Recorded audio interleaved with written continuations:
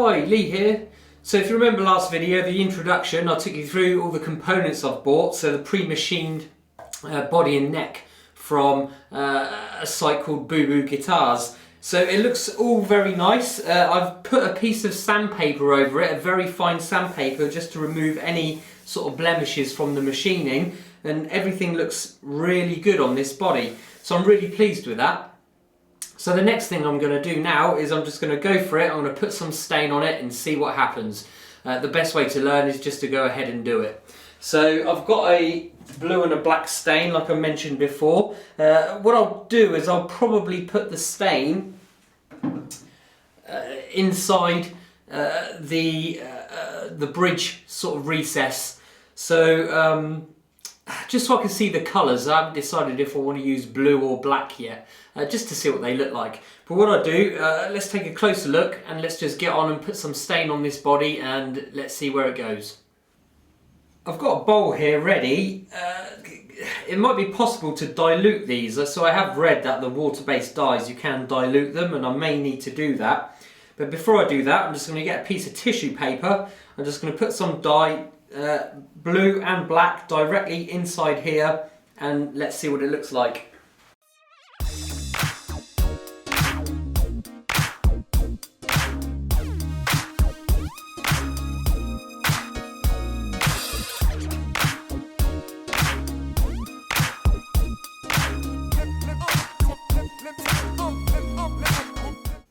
So what I do now, I've just put some dye on there. As you can see, it's really easy to make a mess. I've done one little splash and it's already everywhere. So I've got to be more careful with this when I do it properly.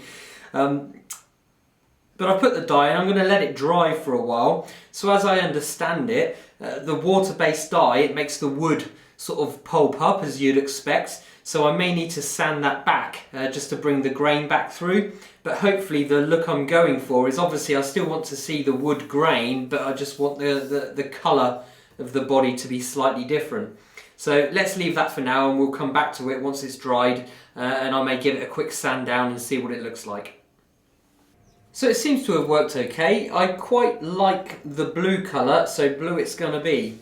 So all I'm going to do is I've just got some thicker, slightly higher quality tissue paper, kitchen roll. I'm just going to put the dye straight onto that and then rub it across the body. So here goes nothing. Let's see if it works.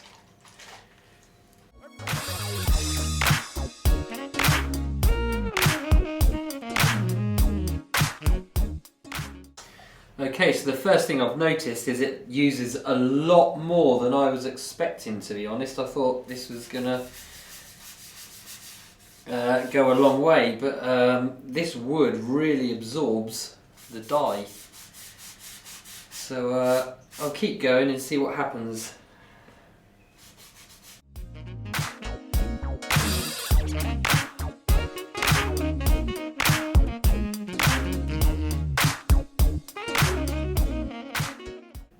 Those paper towels just aren't cutting it. This is really absorbing all of the dye.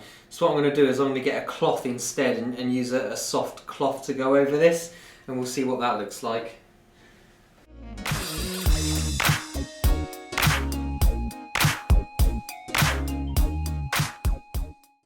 So that seems to be working much better. So the cloth is the way to go, I think, at least with this particular dye.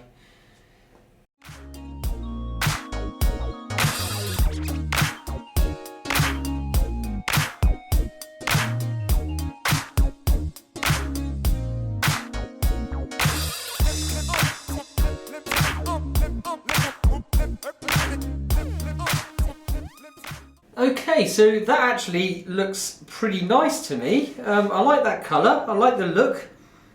I can see the grain coming through, so this has worked out quite well. I'm going to leave this dry. I don't know how many coats you're supposed to do, but let's leave it dry and see what it looks like a bit later on. And if I need to put another coat on, I will. But so far, I'm really happy with that. So I've let that dry now and it's looking really nice. So all there is to do now is flip it over and I'm going to do the front.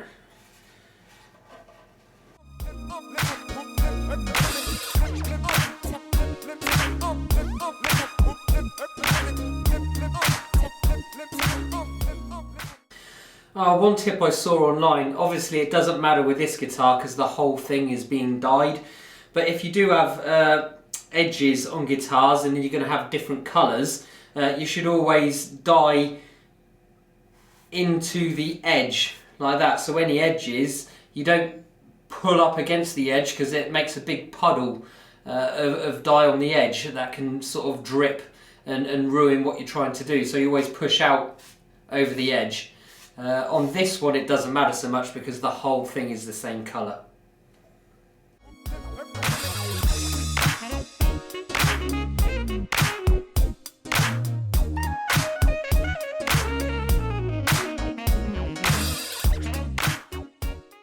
So what I'm going to do now is I will leave that dry, and then once it's completely dry we'll come back to it and I'll see if I need to sand over and put another coat on. But we'll stop there for now and we'll come back to it a bit later. So far I'm really pleased with this, it's looking quite good.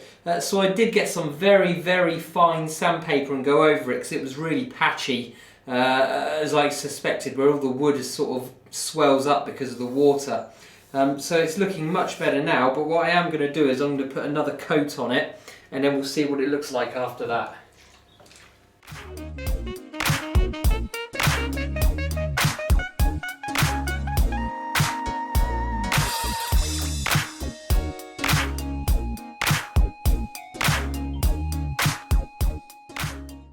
So I'll just let the back dry, then I'll flip it over and do the front, and then we'll see what it looks like.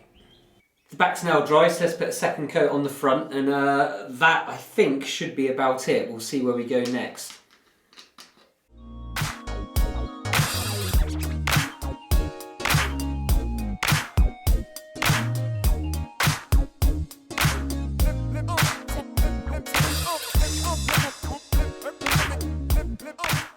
So here it is with the colour on. I'm really pleased with this. When I actually finished it, it was a little too dark blue for me, so I took some very fine sandpaper, about 1000 grit, and I rubbed over it slightly just to make it smooth again and take off a little bit of the top layer of ink. Obviously by the time it had dried it sort of turned to dust, and then just rubbed it hard with a very soft cloth. And I can see the grain coming through, I can see the slight colouring of the yellow wood coming through, and I really like that look. I like sort of the more worn out look. So that's good. The next thing I'm going to do is I'm actually going to prime it and then just spray some nitrocellulose clear lacquer over it, which I won't bother recording because I need to wear a mask and goggles and I need to do it outside. So outside I've set up my shed with an area. It's fully ventilated and I've got a mask and goggles, and what I'll do is I'll put a couple of coats of primer on this, let it dry, and then I'll put a few coats of nitrocellulose to see what that looks like, and hopefully I'll be able to polish that outer coating and make it shiny. So that's the next step. I won't show that in the video, and I'll come back to you next video when I start putting the frets in the neck, but I'll let you see what it looks like.